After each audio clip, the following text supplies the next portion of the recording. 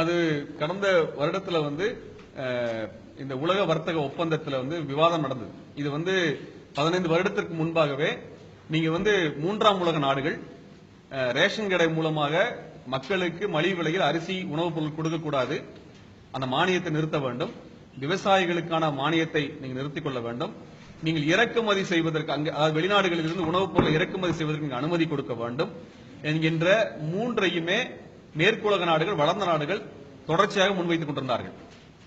இதை இந்திய அரசும் உலகத்தில் இருக்கிற மூன்றாம் உலக நாடுகள் அனைத்தும் சேர்ந்து எதிர்த்து வந்திருந்தார்கள். இதுதான் கிட்டத்தட்ட 15-20 வருடங்களாக நடந்த விவாதம். இப்ப நடந்த இது குறித்த மாநாட்டிலே இது குறித்து விவாதம் வரும் பொழுது நிர்மலா சீதாராமன் அவர்கள் அந்த கூட்டத்தை புறக்கணித்திருக்கின்றார். இந்தியா அந்த ஒப்பந்தத்திலே கையெழுத்திட்டிருக்கிறது, இதை ஏற்றுக்கொண்டிருக்கிறது. இந்த அடிப்படையில் 2017 இருந்து நீங்க ஃபுட் கார்பரேஷன் ஆஃப் இந்தியா சொல்லக்கூடிய இந்த குடோன்ல அரிசியை சேமித்து வைப்பது என்பதோ கொள்முதல் செய்வது என்பதோ செய்ய போவது இல்லை.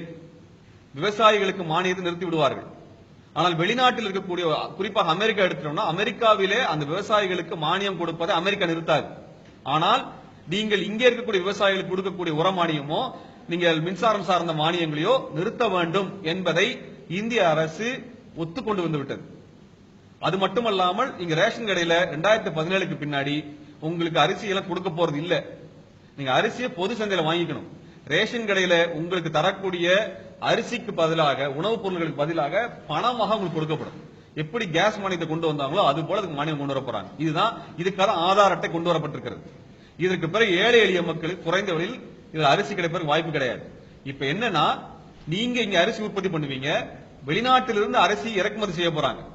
அப்ப 2 பேர் இறங்கும் பொழுது அவர்கள் நம்மை விட மிக குறைந்த அளவிற்கு, வெளிநாட்டிலிருந்து ஒரு உணவுப் பொருளை கொண்டு வரதுக்கு ஒரு கிலோவுக்கு 15 பைசா தான் வருது.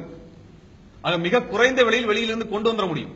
இப்ப இங்க இருக்க விவசாயிக்கு விவசாய மானியம் இருக்காது, மின்சார மானியம் இருக்காது, உர மானியம் இருக்காது, எந்த விதமான உதவிகளும் தமிழ்நாடு அரசு இந்திய அரசு கொடுக்க போவதில்லை.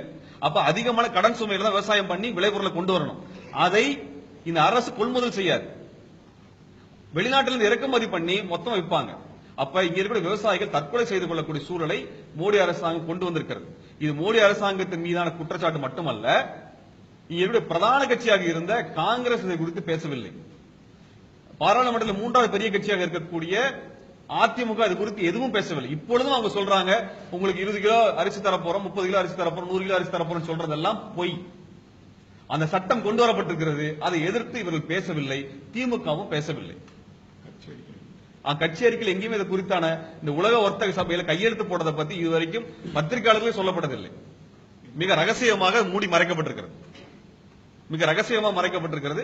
இவங்க பொது விநியோகத்தை முற்றிலுமாக மூட போகிறார்கள்.